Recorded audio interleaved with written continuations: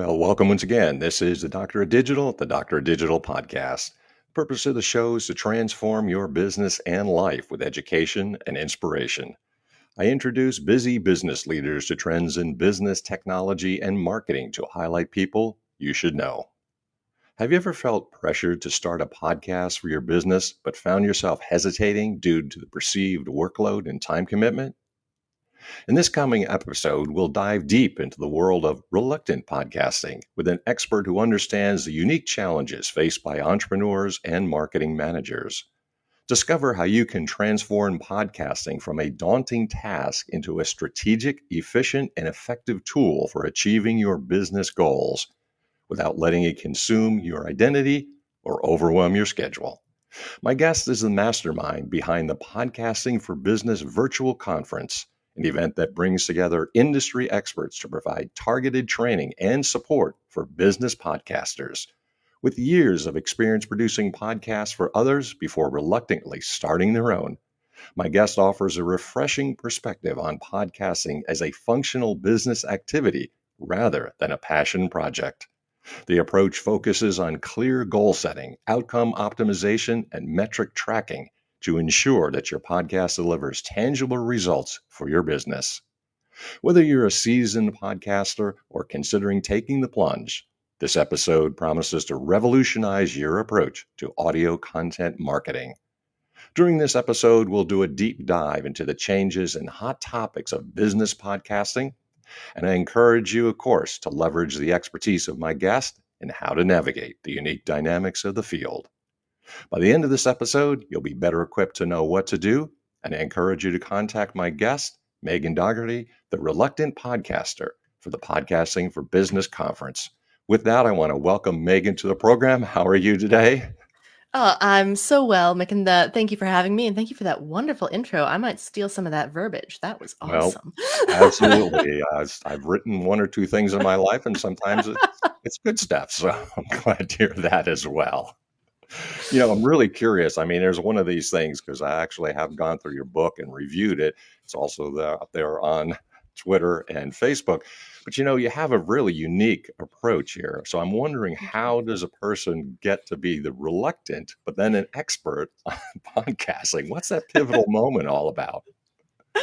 It's interesting. I was thinking about kind of what are the pivotal moments that brought me to this space, because I never set out to become a podcasting expert. I wasn't a little Yeah. girl dreaming about creating audio content or even being on TV or being famous. I had a little assembly line in a pillow fort that I had I liked business, I like structure, I like process. So Okay. when I did get into podcasting, which I did because an old colleague from a marketing company that I'd worked at said, "Hey, you want to start a business together?" And I said, "Well, with you, I'd love to." And we figured out, what do we need to do? Her background was in broadcast audio, mine was in digital marketing, so we did All right. podcasts for business owners. And the problem that we came into, that we ran into again and again and again, is what does success mean for these businesses that we're Sure. working on? Because the metrics of success for podcasting generally are: how many downloads do you have? Like, what's your Yes. reach? How many countries are you in? How much sponsorship money do you make? That doesn't matter much to your average HR consultant or accountant, but they are podcasting. They've got people who are listening to them. So we're like, how do we attribute the value that a podcast creates to Okay. the business? And so that was kind of what started the thinking. And it took a couple of years. There wasn't, I think, a single defining moment where we're like, these are the business podcast blueprints.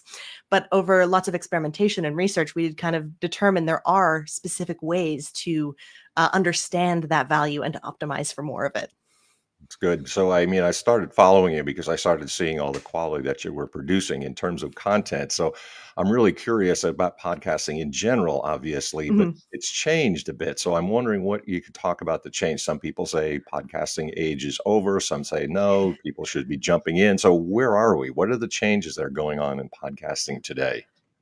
Gosh, there have been so many. So we've been doing this since 2017, so about 7 years at the time of this recording, and just the scale of podcasting as an industry has exploded over that time.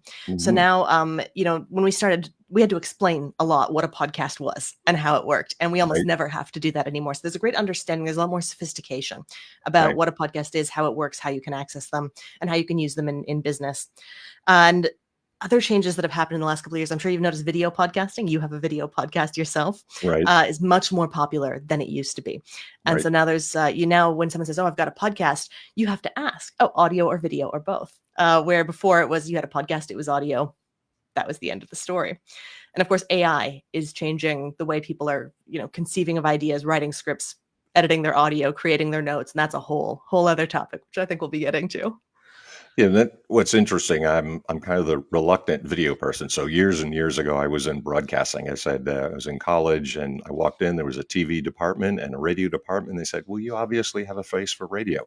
So I said, "Thank you very much," because I'm reluctant to be on video, but I've seen that, so I've jumped on there. But I'm now curious about what you're saying, as you mentioned AI, or maybe some other things Mhm. too.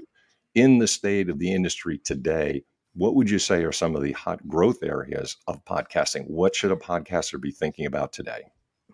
Yeah, they should be thinking about, I mean, AI brings a lot of efficiency to an operation, but it as I'm sure you know, and as I'm sure everyone listening know, it lacks discernment and a sense of objective reality, which means that often when you're using it to do something like create your show notes, AI right now in podcasting is most popular for creating the assets that go around an episode. It's still not great at editing audio itself, although that day is coming.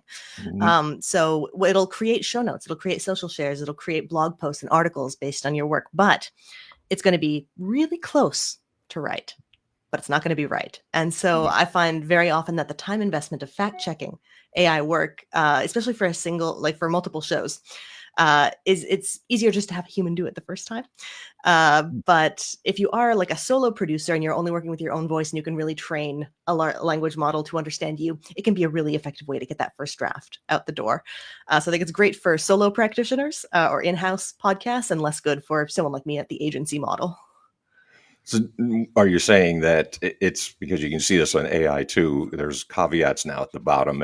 It's saying things like, well, sometimes we hallucinate, make sure you double check. So, And I find that it's the type of mistakes that it makes, especially when it's reviewing and trying to create content based on audio content. It'll be a tiny little error, like it will misattribute a quote, or it will say someone works at the wrong company, or it'll misspell a guest name, and that kind of thing is quite hard to catch unless you're really paying attention on that QA listen and the quality assurance step, because there's subtle errors, and you read it, and if you hadn't listened to the audio, it looks fine.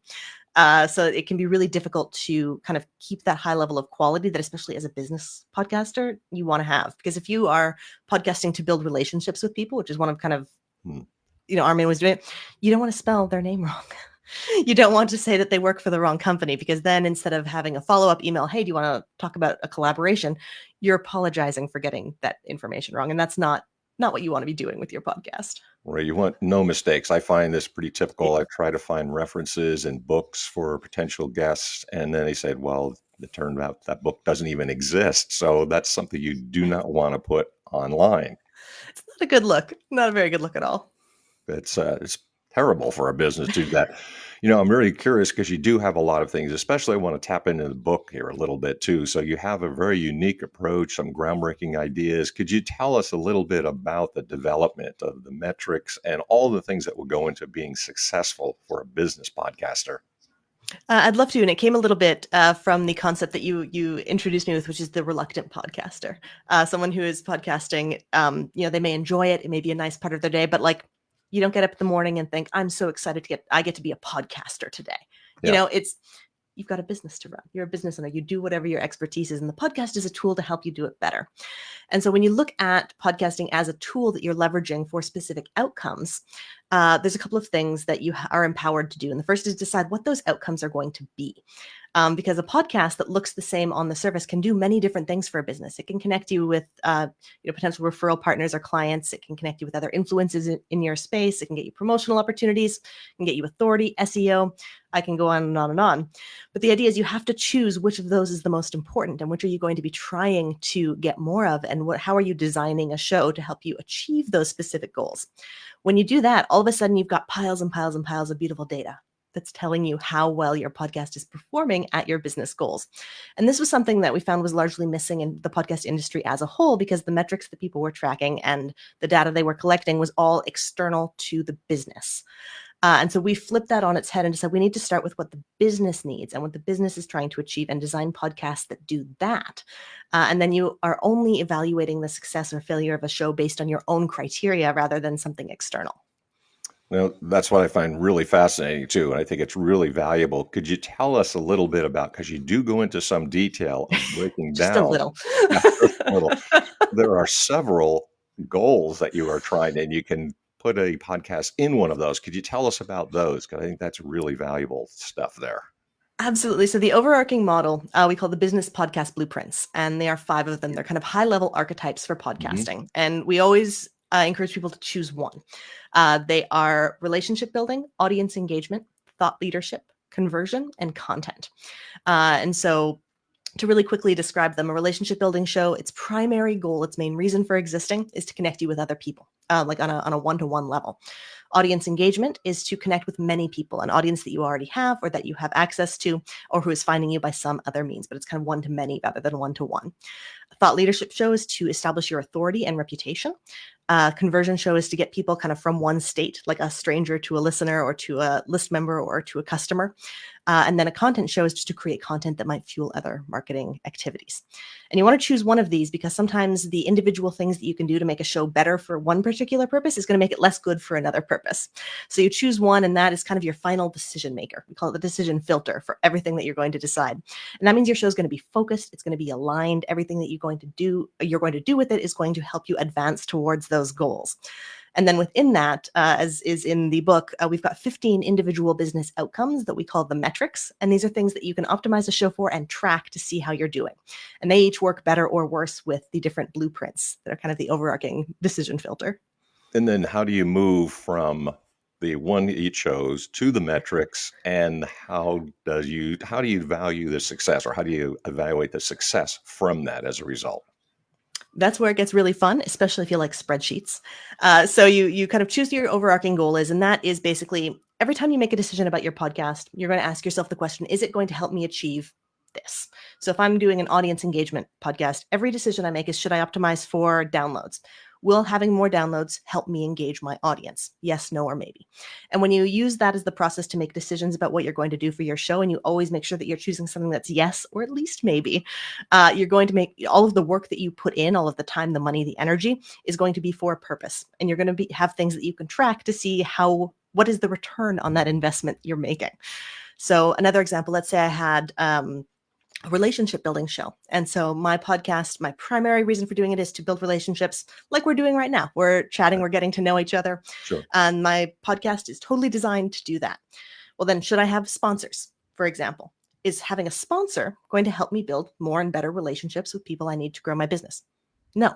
Sponsorship is going to take away attention from whatever else is going on. So it's going to take my time away from networking. It's going to take my time away from promoting the guest because I'll have to be promoting the sponsor. So it's not going to help. And when you make that kind of discernment between what is useful and what isn't for a particular business, then all of the work that you're doing is valuable, and it's all work that you can count.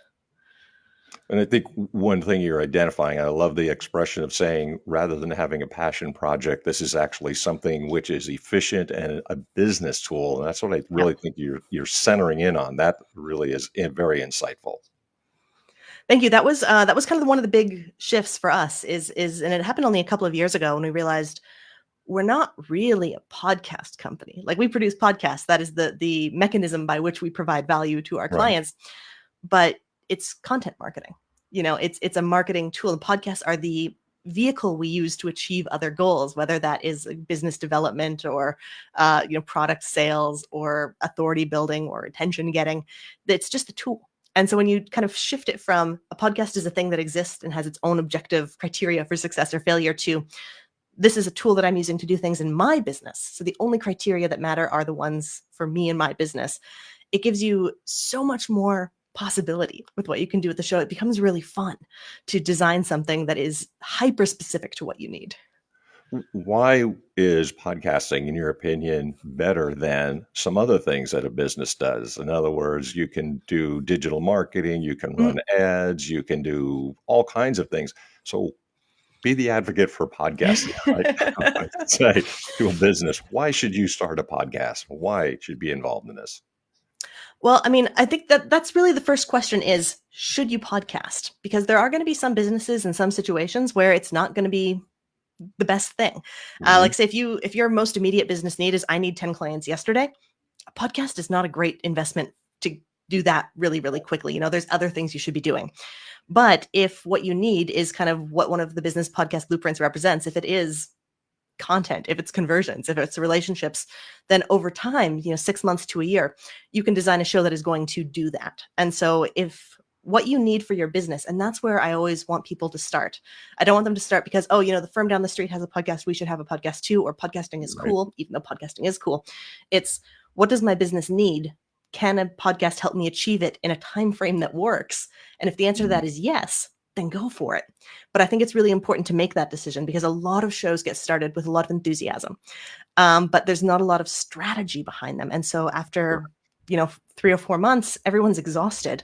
You've got all this content, but you don't have any business results. And so you've spent all this time and money, and you're like, okay, we've done cool things, but did it do anything? We Mm. don't know. But you can get so much out of it if you are you do have to rigorously pay attention to how it's happening. Are you following up with your guests and building that relationship and taking them to the next step? Um, the podcast can be an engine. It can be a flywheel of whatever you need in your business. And so what I love the most about it is that it's an efficient way to do a lot of things at one time. So every episode, you're relationship building, but you're also creating content that's going to be serving your audience perhaps for years down the line. And it's going to be fueling your social media channels so that your team doesn't have to do it. It's going to be answering questions so that you don't have to spend all your day in your inbox. You can just direct people to your podcast. So I love podcasting because it's efficient to do a lot of different things. And it is, when you start thinking about it as a tool, it's a highly trackable and customizable way to do it. It's like the ultimate multi-tool. Right. So, okay, I'm the business owner. I'm now convinced by you. Could you offer me some actionable tips that I could take away today from what you're saying and your perspective? Absolutely. So the first thing you're going to sit down, if you've got a podcast already, you're going to say, what does my business need from a podcast? And you're going to, is it my main reason for podcasting? Is it to connect with other people? Is it to nurture my audience or my leads? Is it to become an authority in my space? So when you figure out what is that most important thing that you had hoped your podcast was going to provide to your business, sit down and be really honest with yourself. Is it doing that? And is it doing that in a way that you can point to some data and say, actually, yes, it is connecting me with 4 new people every month, and one of those becomes a referral partner. That's amazing. That's the level of granularity you want for whatever your goal was. And so step 1, make sure that's happening. If you don't have a podcast, then the tip what I'd like you to do, if you're thinking about it, we call it feeling pod curious. You know, think about, what do I need for the business over the next 6 months to a year? Can a podcast realistically help me achieve that? And if so, go ahead and take the plunge, go for it, and start designing a show that is going to achieve that. But whatever your goal is, and wherever you are in terms of being a podcaster and not being a podcaster, being a future podcaster, you want to have a good idea in your mind of what is success going to mean for me and my business, and what is failure going to mean for me and my business, say Mhm. after a year, because you don't want to just go on after this forever. Like it's podcasting does not work for every single business. So you want to protect your investment by knowing when you're going to pull the plug if it hasn't worked. And I think that's one of the most important things that you can do to protect your own interests as a podcaster. And I say this, as a producer who does this for money, you want to know if it's working. And if it doesn't working, you didn't fail. It was just a project that didn't work. Mm. So I think that's what people should do right now. Well, now I'm really curious. I mean, somebody is now convinced, they're the business person. They're saying, yes, I should start. So I'm curious how they get a hold of you. I also want to make sure you get a chance to plug that conference. If I'm not mistaken, something's coming up. Is that right? Tell us about it. There's a bunch of things coming up. So you very kindly mentioned the book, Podcasting for Business, which is releasing September 10th of this year, either before or after the release of this episode. And the Podcasting for Business conference is the 3rd annual event where we bring together experts, including the Doctor of Digital, Mick Smith himself, who's going to be a panelist on one of our discussions about SEO and discoverability. Who's going to be panelist? I'm sorry, let me correct that, about topics, titles, and CTAs. Apologies, Nick. And that's happening in November this year. It's all online. It's all recorded because as a business owner, you may not be able to go to an event for 3 days and talk about how awesome podcasting is. So what we're doing instead is making it online. There's networking events, there's learning, there's workshops. It's going to be a really good time, and you're more than welcome to attend.